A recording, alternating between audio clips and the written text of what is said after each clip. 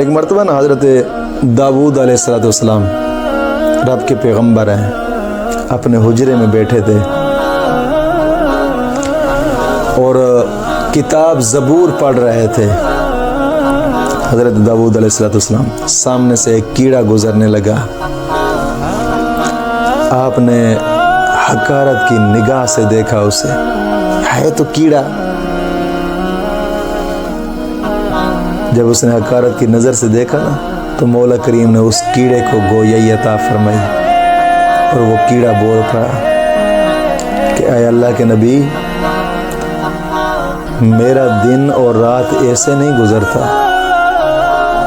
میرے دل کے اندر اللہ رب العزت نے ایک بات ڈال دی ہے، میں روزانہ دن کے وقت 1000 بار اپنے رب کی تسبیح بیان کرتا ہوں۔ وہ تسبیح سبحان اللہ والحمد للہ ولا الہ الا اللہ واللہ اکبر۔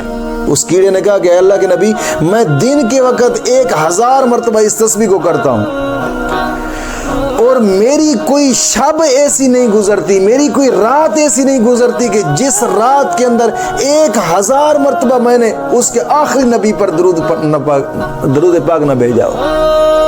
یعنی رات کے وقت میں اس کے آخری پیغمبر پر، اپنے رب کے آخری پیغمبر پر رات کے وقت درود پاک بھیجتا ہوں اور دن کے وقت میں اپنے رب کی یہ تسبیح بیان کرتا ہوں 1000 مرتبہ۔ حضرت داؤد علیہ السلام سر جھکائے اور سجدہ ریز ہو گئے رب کی بارگاہ میں کہ مولا تو کریم ذات ہے۔